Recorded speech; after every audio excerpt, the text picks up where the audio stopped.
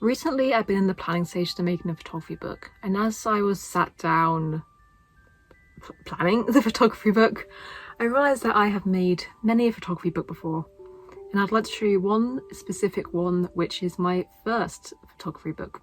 Some of the ones I made before, these ones are more recent. These are just my uni, yeah, they're all uni. These are the books that just have all my uni work in. And that is literally what it is. It's just my images and some research. So these aren't very exciting. But the one I wanted to talk about in particular is the book I made, when was this have been? 2016? When was I in year 10? I was in year 10. I was 15.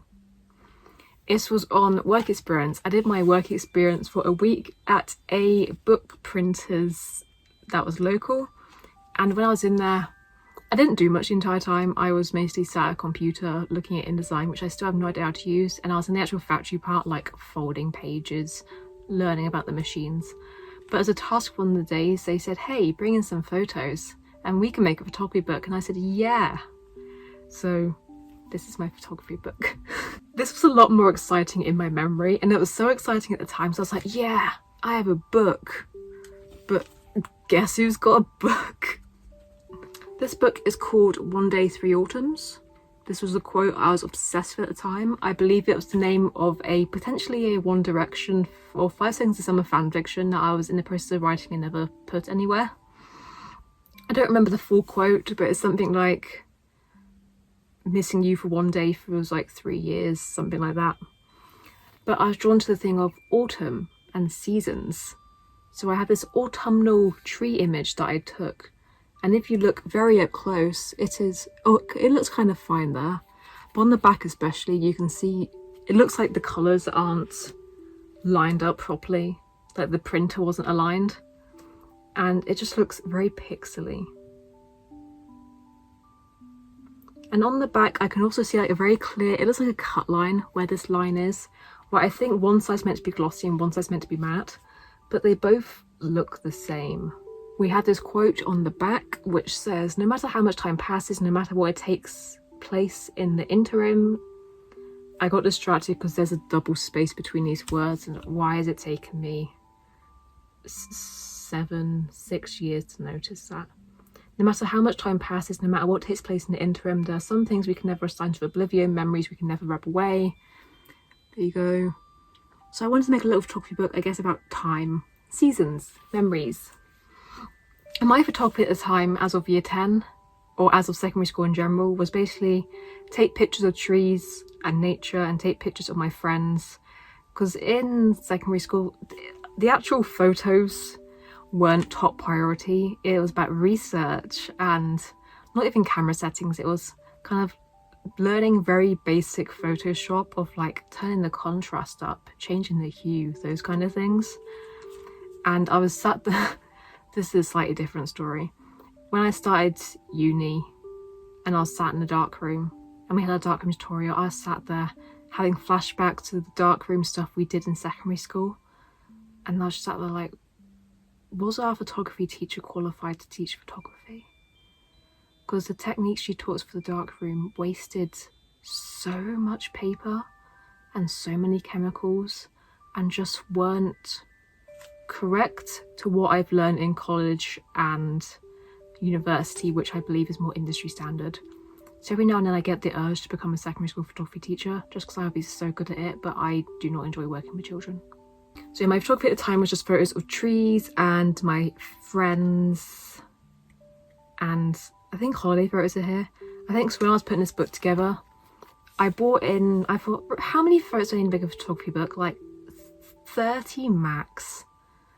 And then I turned up and I was like, oh, I need a lot more than that. So I just started throwing in random photos. So that's the theme for the book as we get into it. This looks like just Garamond or Times New Roman. This could be like copperplate. It's one of like the Gothic engravers fonts. I think it is copperplate. And then we have One Day, Three Autumns. We have a title page. Because also I have, at this point, I don't think I've ever picked up a photography book or a photographer's or artist's book. I know nothing. Let's just put these things together.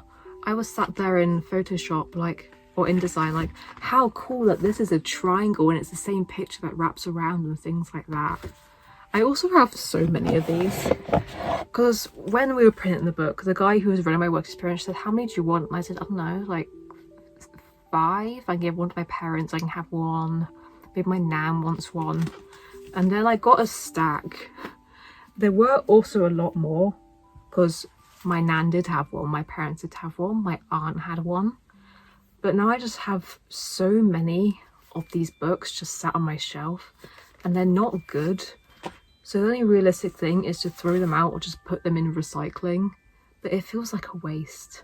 So yeah, at the time I was very proud of this book because this is the only photography book I've ever seen. This was so good. But as we go into it, looking at it now, I think, oh.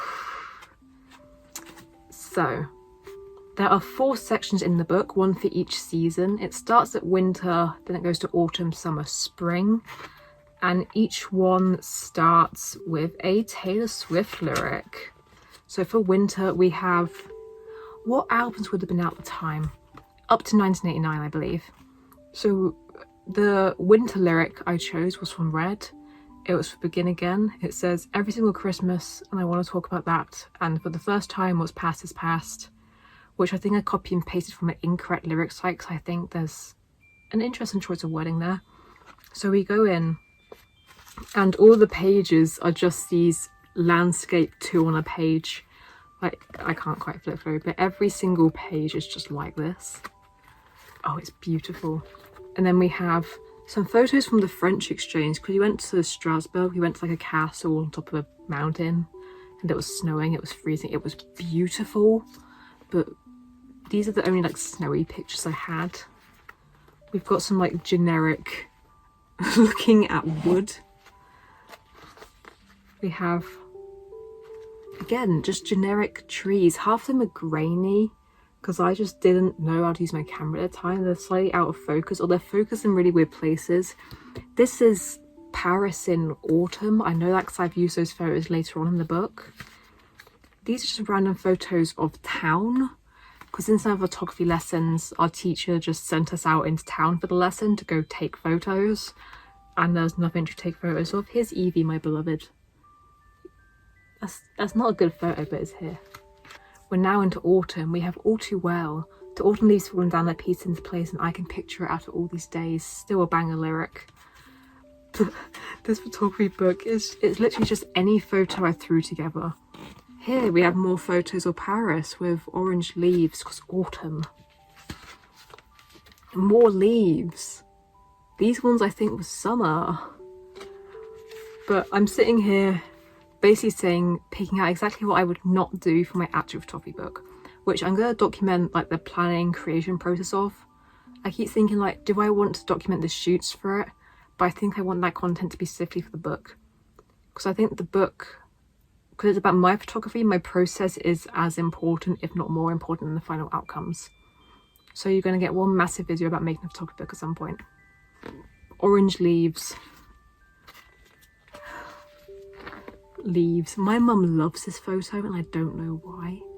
Because it's out of focus, it's not centered, there's no actual photography going on there.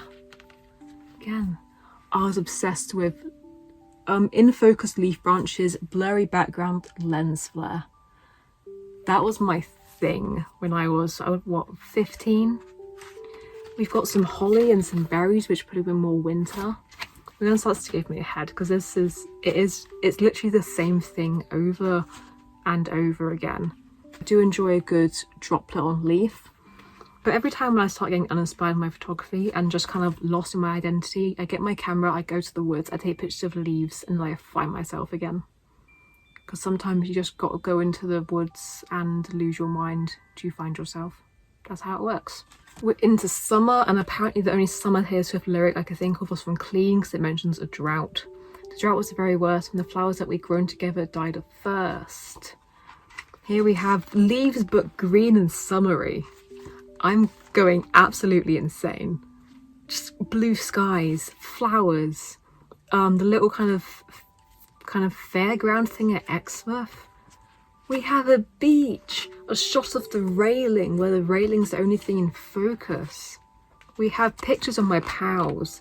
This photo had a hold on me for a while, so I got 3 friends and there was like 3 seagulls going past. I know I shouldn't call them seagulls because Han's gonna get mad at me, but I forget what they actually called. Tulips, flowers, summer, autumn. Oh my god, that's all the summer photos I had. Now we're in spring. This is another Begin Again lyric, which makes sense because the first lyric was Begin Again, and this one just says, thinking all love ever does is break and burn and end, but on the Wednesday in the cafe I watched it begin again. So I couldn't think of a spring lyric, so I just thought of spring, new beginnings, cycle of life. I'm going insane. This book sucks. And then we just have generic photos that didn't fit in any other category, because I was like, what's spring? I live in the UK, seasons aren't real. Just generic. We have for Remembrance Day when London had like thousands of poppies outside. That was in November. I saw flowers and I forgot for spring. This photo is not in focus at all. It looks fine from there, but there's not a single pixel of that is in focus. I was very proud of this photo of just a man in a suit on top of the hill, which I think I've used we had to make a poster in IT once to promote our town, and I think I used it in there. That was a banger poster. I was so good at IT back in the day. And then it ends with the same quote that's on the back of the book, and oh, this book haunts me. But I think, as a motivational thing, it can't get worse than this. So that is my first photography book, and one day I will have a second photography book that is actually good. Thank you for watching this. I have nothing else to say. Goodbye.